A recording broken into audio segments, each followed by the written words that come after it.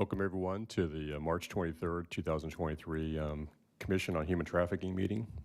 And this is our quarterly meeting. We have a call to order, and do we take a quorum roll call? Thank you, Chair. Commissioner Cepeda. Yes, here. Thank you. Major Rule. Iris Valdez Corey Dunaway. Yes. Acting Chief Burkhaw. Here. Captain Chris Mills. Sergeant Justin Lee. Present. School Board Member Perez.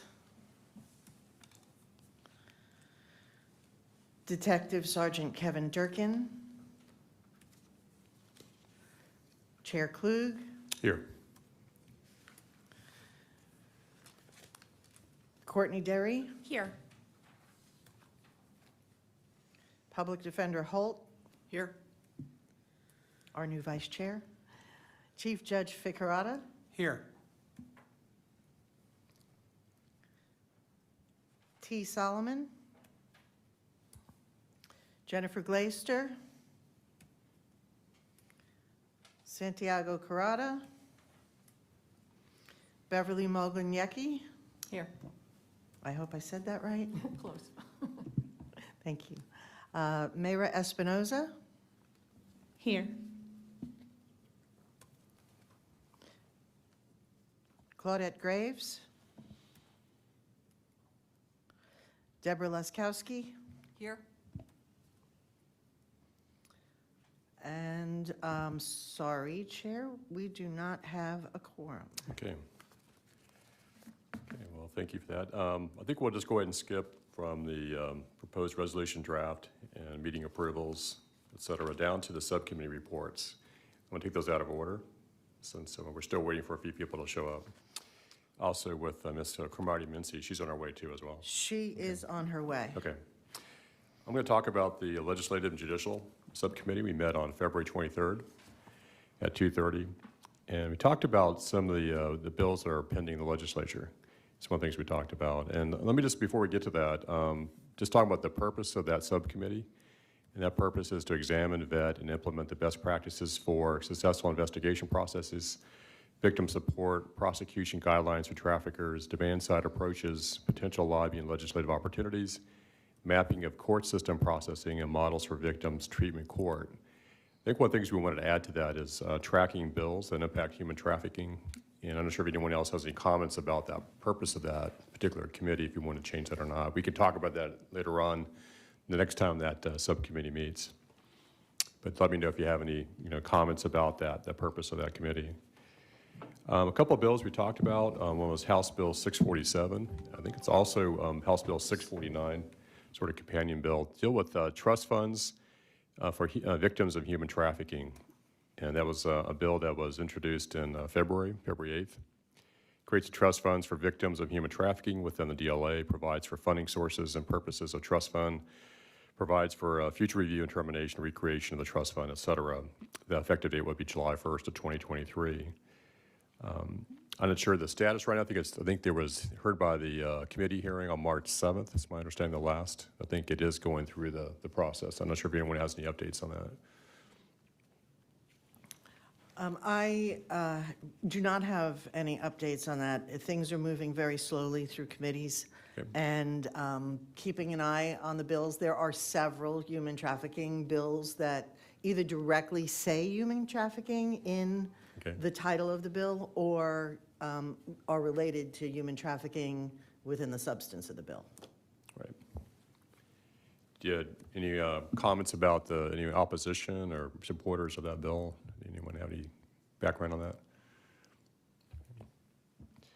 Separately, there's a bill, House Bill 651, and that revises criminal penalties to include fines for certain amounts, requires prosecution of specified offenses under the Florida RICO law, and establishes awareness training program, requires each state attorney to ensure prosecutors receive certain mandatory training, requires each state attorney to adopt pro-prosecution policies for human trafficking offenses, et cetera.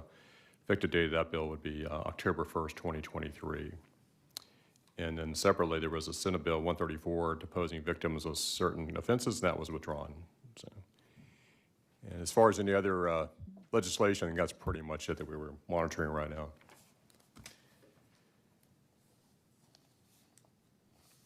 Okay, now that Ms. Cromartie-Mincy is here, would you like to go ahead and talk about the resolution of the bylaws? Yeah, Absolutely, and good afternoon, everyone. My apologies for coming in late, going from one meeting to another. But we can start with the resolution. I believe it should be in your packet. Just a few changes, all pretty minor. But just wanting to, like, for instance, with the whereas clauses, the only suggestions I have are to update them. The second whereas clause, as you can see there, we don't believe it's factually accurate today, so of course we took that provision out. And then the last three or so whereas clauses on the second page, we're just updating to provide for the current changes. That's it for the whereas clauses. In terms of section 1, at the bottom of page 2, I believe you may have been notified already by an email from Ms. Monteleone that we're going from 20 members to 19, and that's because of the transition that's happening at the sheriff's office. So that's reflected there, number 2, at the bottom of page 2, along with the letter B. We're reflecting that change there. If you turn to page 3, on, I think it's letter K, just for consistency purposes, we took out "or his designee," because that's not for any other position. Not even sure why that was there. Q, religious institution, we're just adding that the designation should come by way of a religious institution with its primary location in Hillsborough County, again, for consistency. As with the human trafficking community advocate, one would be designated by a human trafficking service provider. That takes a lot of guesswork out for the Board of County Commissioners to open it up to the public and have them look at applications and determine which applicants are probably the best suited for this position. Now what we're doing is having certain advocacies or groups make those designations for the board, with the board only having to confirm. S, the live or lived experience expert, we took out Healing Root since that's no longer a viable organization. So now it'll just be Created Women, Inc., and Victims to Survivors. Number 3, also on page 3, just provides for alternate designations. And so does 4, 5 through 8. We're just adding in alternate members language so that it's consistent with the changes that you all have asked for. Number 9, the commission may appoint non-member participants and/or liaisons to participate in subcommittee meetings, not every meeting, just subcommittee meetings. And it limits the participation to subcommittee meetings. And it's really, these particular people will just serve as your experts, people of knowledge in certain areas. So if the commission is wanting to study something in particular, as a body, you all could vote to have certain people come and attend these steering committees or subcommittees, if you will. Okay, section 2, purpose and work of the commission. We're taking everything out that has anything to do with financial obligations or tasks related to finances, since I believe Ms. Monteleone mentioned previously that you all don't have a budget. I believe there may be some other ways to secure finances for things that you want, but in terms of you using, I guess, the language about financing other programs or projects, you all don't have a budget to do that. So we took all reference out for that. That would be also in number 11. Number 13, and all other issues specified by the board We're just limiting your role to things pertaining to human trafficking is all. 15, what we're adding here is the requirement that the chair of this board will come up with an annual work plan of some kind or report to the board every year that highlights your key successes and your future goals. I believe that's consistent with how other advisory boards are doing things. So we just want to be consistent with what, what those other bodies are doing. And I believe that is that for the resolution. Chair, I know that you wanted to talk a little bit about purpose and work of the commission. I'm not sure Yes. if this is the appropriate time or if you want me to go through the bylaws first. Yeah, go through the bylaws, and first, do we have any comments about these revisions? Does anyone have any questions or comments about it? Yes, go ahead.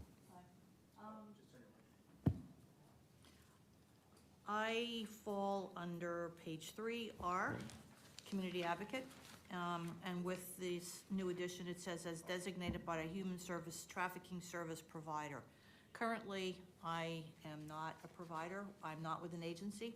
I'm retired. So I was just wondering, how will that affect me going forward?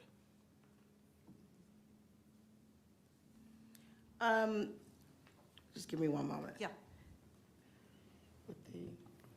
So when we discussed some of these revisions to membership, I can verify with our county attorney, but the position that you were appointed to has a term. Yes. So you would fill out that term.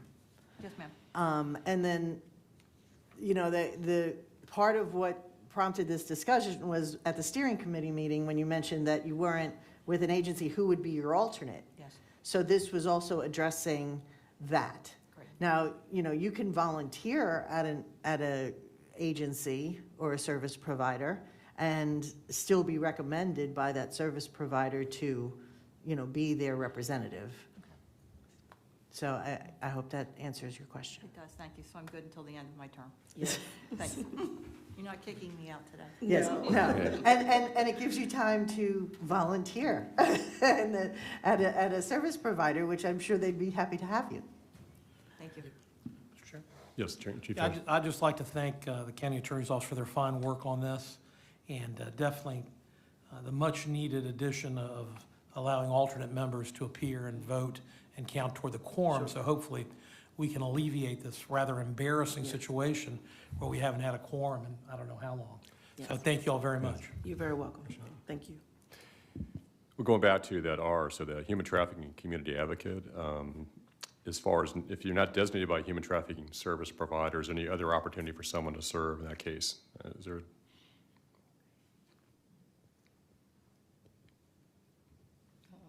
I'm sorry, I'm trying to track members down so that we can obtain a quorum. Well, just Can go you back repeat to that that? last question about her term expiring. Once it's expired, she'll need to have a human trafficking service provider appoint her, or? Yes. Or is there Correct. another way she could serve on this board? I mean, as a voting member?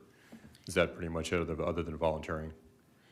Unless there's some other position that she would qualify for. Okay. But, of course, just as Ms. Montiglione mentioned, Lisa, your connection with the service provider would be probably the best option, unless she qualifies for some other position. All right. Or unless this board is wanting to add an additional member so that, she could qualify. Any other comments? With respect to these changes, we have to vote on this to go to the next level to the county commission? Yes, but I'm not sure if we can do that without a quorum. We don't have a quorum today, Yes. no. Okay. Yes. So we would like to have that alternate, opportunity, but we'll have to wait until we get a quorum then. Yes. So it means the next meeting, we have to make sure we have a quorum so we can approve this to move it on to the BOCC, right? Absolutely. I believe we're short 2 people. Okay. School board member Perez said that she is on her way. Okay, good. So that would, have we heard from Durkin? Not yet. Okay. Okay, we'll still wait on that. Yeah, okay. Good. To go ahead and discuss the bylaws. changes, Absolutely. things. Well, thank you again. With respect to the bylaws, many of these provisions, if not all of them, are pretty standard throughout all of the other board advisory bodies. But certainly, it's up to this commission how you want to draft your bylaws and, in ways that would suit your needs and your purpose. But in terms of Article 1, it basically just elaborates on the name and the purpose of the organization. And again, Chair, we'll have that discussion shortly about what that should look like. So this is subject to change. Article 2, members' terms and resignations. Again, we're looking at 19 members and not 20. And it's pretty much the same list that you see in your resolution. Section 2 is addressing the alternate member selections. Section 3, terms. Section 4, resignation requirements, which we would have you to do in writing and provide notice to certain people. Article 3, as to meetings, Section 1 talks about the frequency of meetings. And one thing to note is, except for emergencies, the ask will be for commission members to announce an anticipated absence 48 hours prior to being absent. And of course, getting in touch with staff and the chair about that so that everyone knows. And Section 2, your meeting communications, staff will provide you all of the communication you need in terms of meeting notices, time, place, minutes, what have you, 7 days before by electronic means, email, what have you. Section 3, adoption of your bylaws will be by a majority vote, which is more than half of the votes. And Section 4, physical majority of the total voting members of the entire commission will constitute a quorum. So that right now would be 11 for 20 members and 10 for 19 members. Section 6, page 4, addresses the role of non-member participants and liaisons and limiting them to subcommittee meetings. Section 7 basically speaks to the commission as a body appointing subcommittees for specific purposes and tasks. Article 4 pertains to officers. Section 1 outlines the positions, chair, vice chair, and any other such position as the commission may deem necessary. Section 2 talks about the terms, which is for 1 year for officers, except for, that'll be Section 3, re-election of officers. Any officer may be re-elected for the same office, except for the chair's position, which cannot be held for any more than 4 consecutive years.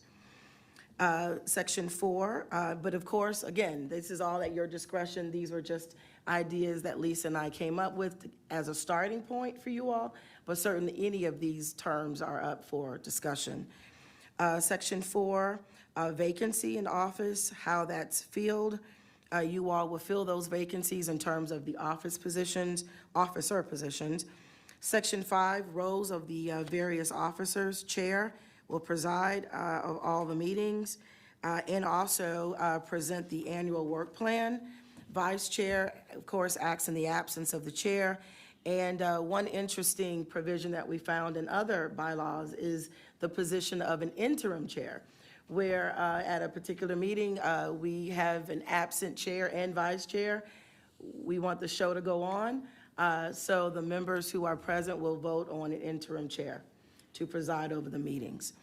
And section or Article 5, your last article, pertains to amendments to these bylaws. And the bylaws may be amended by a majority of members, and notice of the amendment proposal shall be produced in writing to all of the members at least 30 days prior to the meeting where the amendment proposal will be considered. And that will be it for the bylaws. Any questions or comments about the bylaws? Do have a question, the interim chair. So in the absence of both the chair and the vice chair, it's the committee members' presence. Doesn't require quorum, right? So whoever's present could designate someone as the interim chair. Well, anytime you're going to have official action, like a vote, there would need to be a quorum. Okay. Yes. But as far as having, if you don't, there's not a quorum and there's not a chair or vice chair and you want to run the meeting, you just Won't be able to. won't be able to do it. Okay. Right. Just clarify that. Yes, sir. If that were the case and we don't have a quorum, my hope is that we would know that 48 hours in advance and cancel the meeting completely. Good. Because that's not just theoretical. Good. So no questions about the bylaws either? Good. Could you also just talk briefly about the sunshine and the applicability to this commission as well? And is there any requirement that we undergo any education or training? I know elected officials have to do that just for the purpose of the rest of the members here. But there's no legal requirement for any other kind of training. Our office, me and another attorney in the office, our chief counsel actually, we do provide sunshine law presentations for new members of advisory boards. And just as a summary, it falls under Chapter 286 of the Florida statutes, and all members of a body, you all are subject to the sunshine law, if you will, which means that all of the meetings of an advisory body have to be open to the public. That's why we have and accommodate for public comment.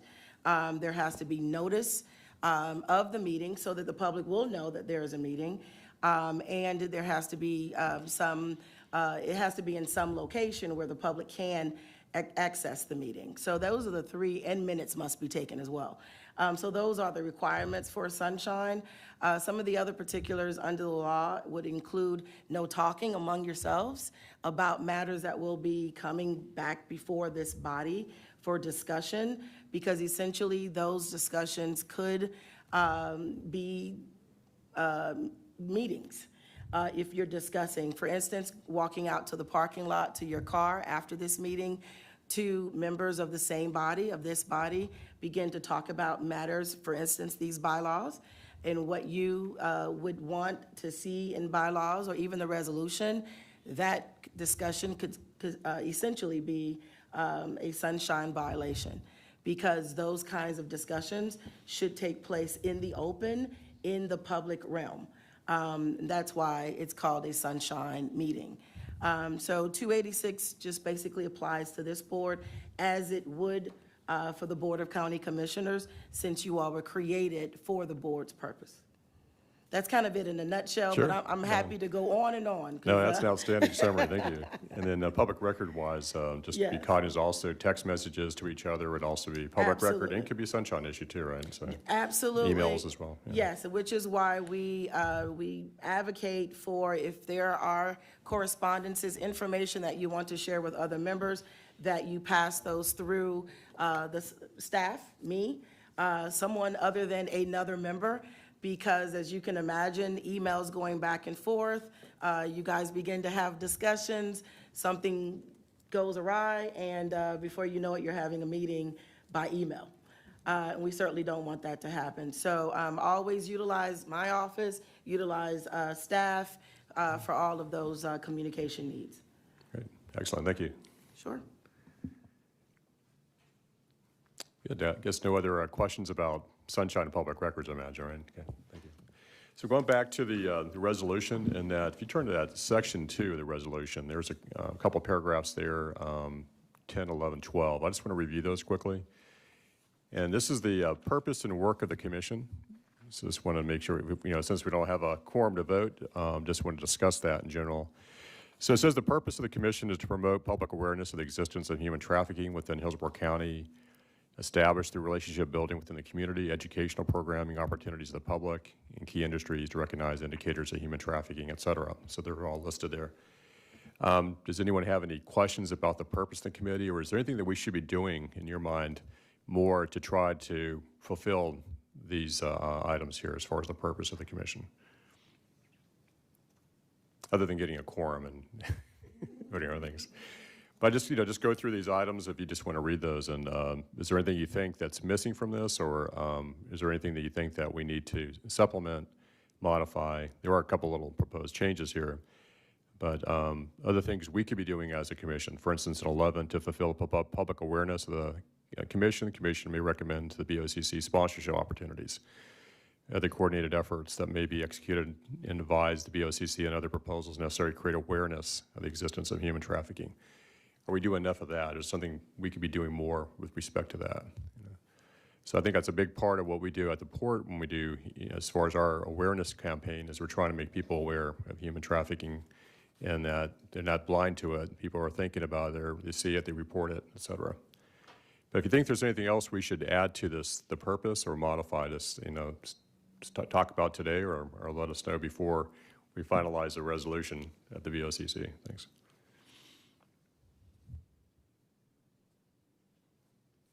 Okay. When it comes to education, I did find that we don't need to recreate the wheel. And so at our office, we contacted Department of Homeland Security, and there's different pamphlets that we provided to us about the blue campaign. So I think they have a really good program of trying to educate the public. Here's a little card, wallet card about human trafficking, and for your keychain, et cetera. A number of different items. I can actually pass those out. I have a whole box of these, so feel free to take those back to your offices, et cetera. But I think we talked in the past about education.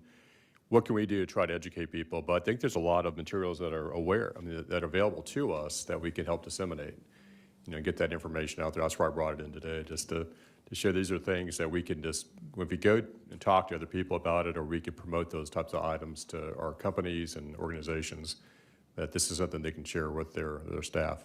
We have training at the port, for instance. We're required to do mandatory training. It's a video training. There's a little Q&A. You have to actually pay attention. You have to answer questions, things like that, versus just having it run. But there's different things we can make people aware of, and that's probably a big part of what we can do here is education. But this course is other things. That's why I mentioned the section 2 is maybe something else we're missing that we should be doing. Chief? We're doing it, but I think just a technical thing under D, support local and statewide and federal. Just to comment just on that, there's a lot of federal resources. So just to add that, Okay. could be in there. And if I may, I have had requests, not a lot of requests, but people have been finding my contact information on the website and have asked for speakers for their groups. So I've contacted members. At that time, it was Chair Overman. I've also asked of Jennifer Glacier from Redefining Refuge.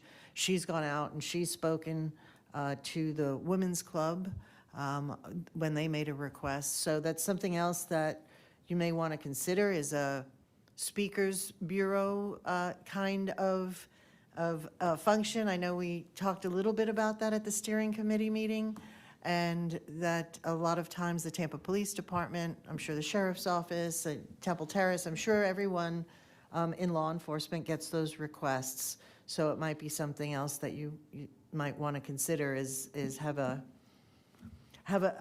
set of volunteers from this committee who volunteer to go out and speak to the public when a request would arise.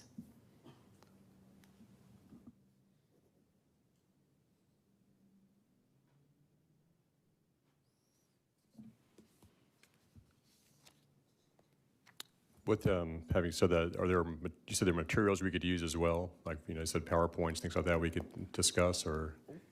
I can develop one. Well, like I said, we don't want to recreate the wheel. We don't have to. Materials, But, yeah. I'm sure when Ms. Glacier went out and spoke, I'm sure she had materials to her, available to her through Redefining Refuge. And as you say, you have some materials, but that goes back to the contract discussion that we had, RFP Right. discussion we had about the marketing piece that we had in place when the Super Bowl was in town. And when it comes to the new and old business portion of the agenda, I have some updates. Good. Well, and budget-wise, I think in the past we had a budget of 150,000? Is that about right? Approved by the BOCC? I would have to pull up the budget document, but that Those funds were allocated under the budget by the BOCC, specifically from Commissioner Overman, because they have what's called flag items, where there's funding in the budget at the city. We used to call it funds not dedicated elsewhere. So there is a fund of that the county administrator identifies as available funds. And then each commissioner has the ability to allocate those funds for things that they want to see move forward. Obviously, Commissioner Overman's, basis of her tenure was affordable housing, the Commission on Human Trafficking, and some other areas of concern. And she allocated that funding under her flag items. So it's not that it was a budget from, say, social services. It wasn't from affordable housing. It wasn't from, any of the specific departments. It was funds available to the commissioner under the flag item portion of the budget, or dollars not allocated elsewhere, as it may also be known. So we have a work plan that we need to develop, and would that be part of that as far as funding opportunities or identifying items?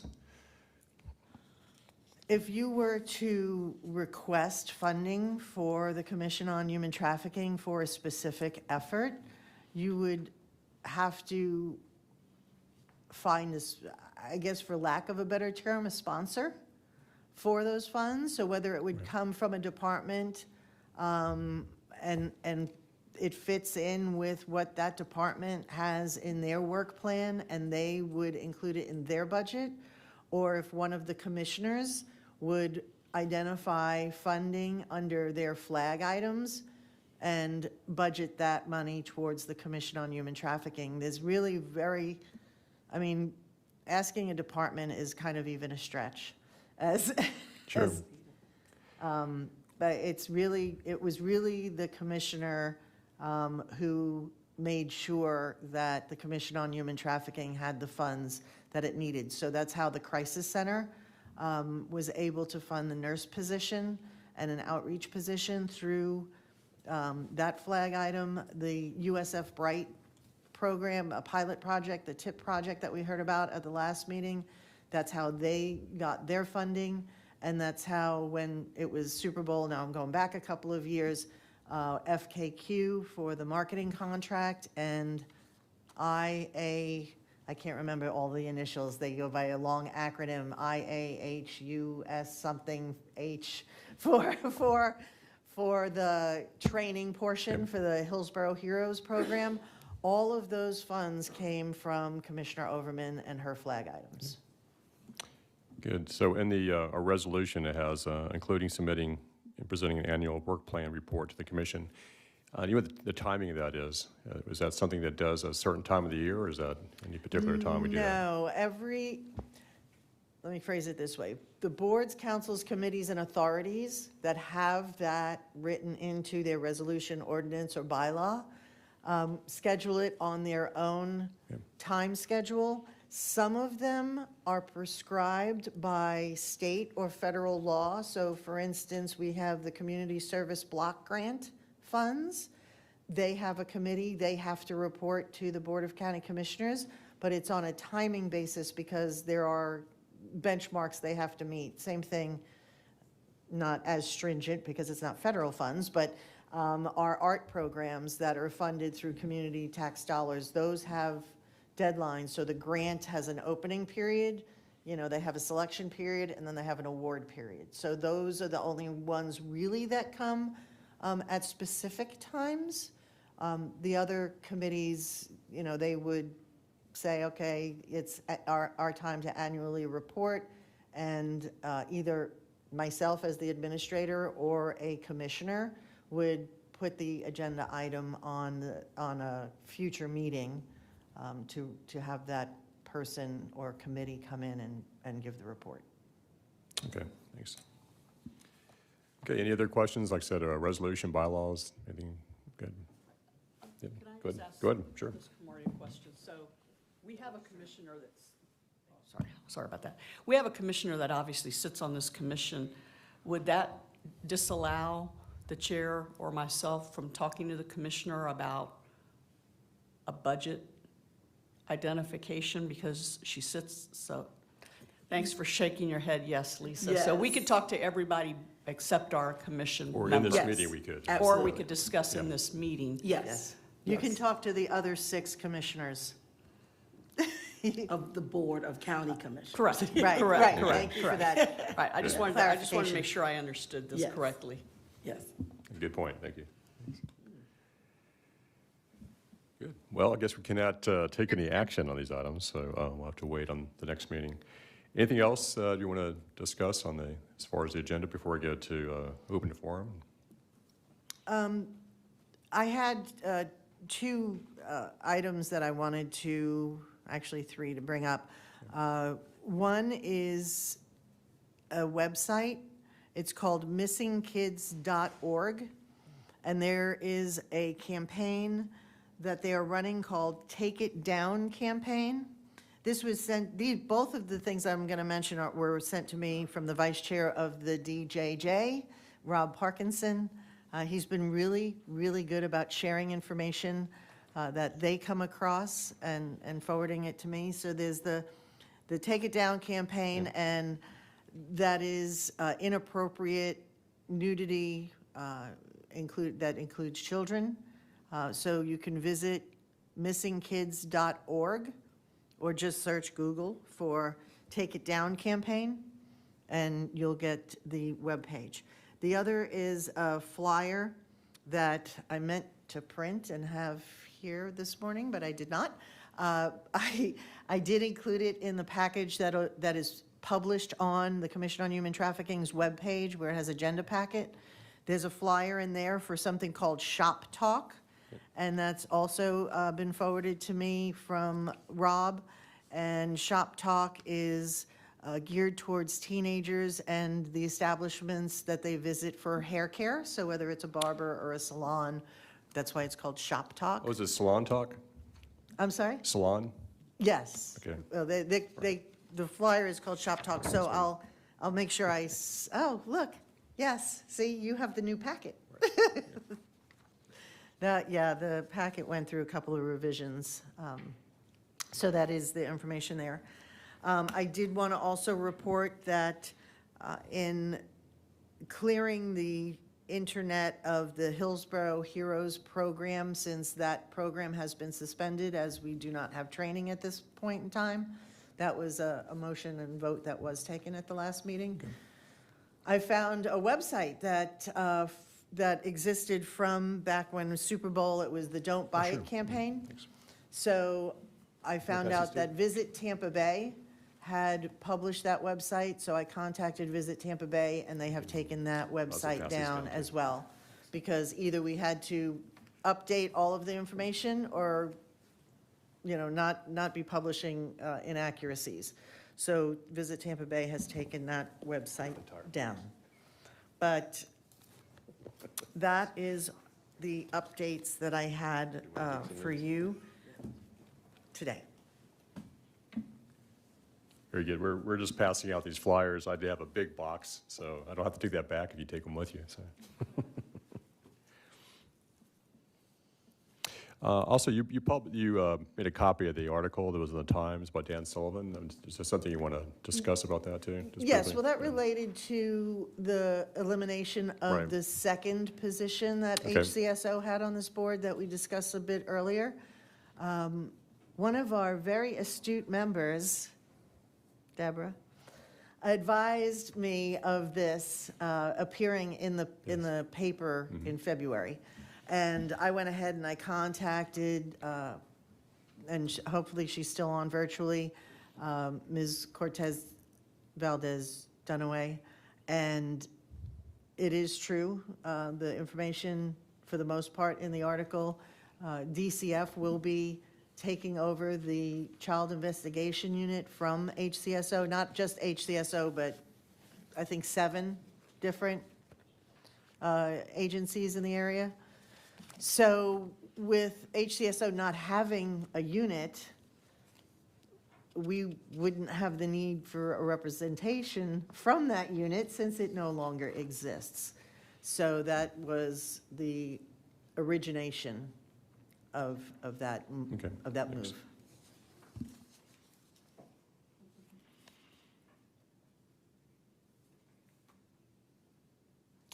Good. I don't have any notes on the steering committee. Do you want to give a recap of that? Do you have any notes on that? Lisa? No? The steering committee recap is not included in your packet because it had not been, we have a little chicken before the egg kind of scenario. I can't produce it until it's approved by the steering committee. The next steering committee meeting is April 27th, I want to say. It's on the bottom of your agenda. I do have news that one of the individuals who had committed to the steering committee has contacted me and said that she's a little overwhelmed, so she will be removing herself from the steering committee. Other than that, we talked about, no, it wasn't you, Julie. Somebody else. But I think you brought up several of the things that were already discussed. We talked about the bylaw changes, we talked about the resolution changes at the steering committee, and we talked about, you know, the purpose and mission. We talked about the budget or lack thereof. So I think almost Good. everything the steering committee talked about was Yeah, I just want discussed to make sure I covered today. everything. Thank you. Thanks. Good. So we're actually coming to the conclusion here. Any,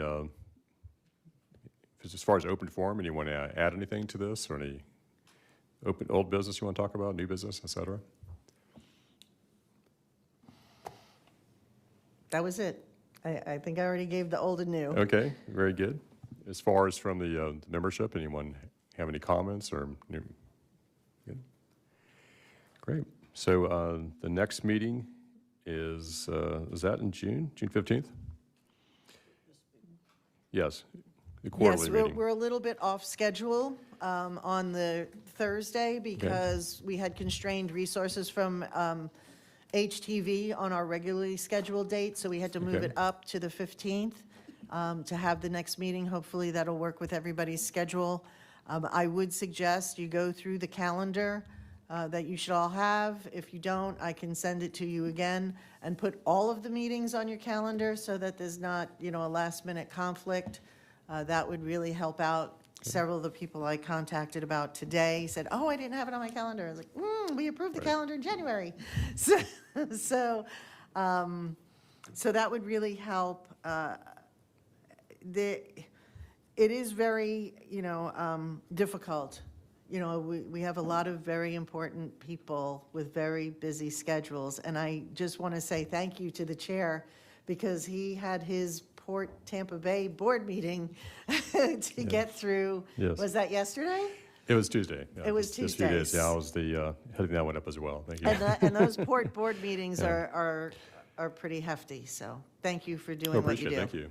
And just to clarify, so the quarterly meetings, I'm sorry, the next steering committee meeting will be April 27th, and that's in the 24th floor. That is the 24th floor. And the same thing, the Legislative and Judicial Subcommittee will also be on the 24th floor the same day, 1 p.m. and 2:30. But this meeting will actually be on the 26th floor. So all these meetings will be here.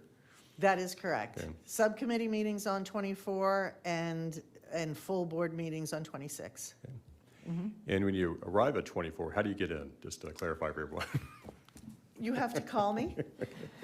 There is a station in the lobby for anybody who doesn't have my cell phone number Okay. already. Most of you probably have it.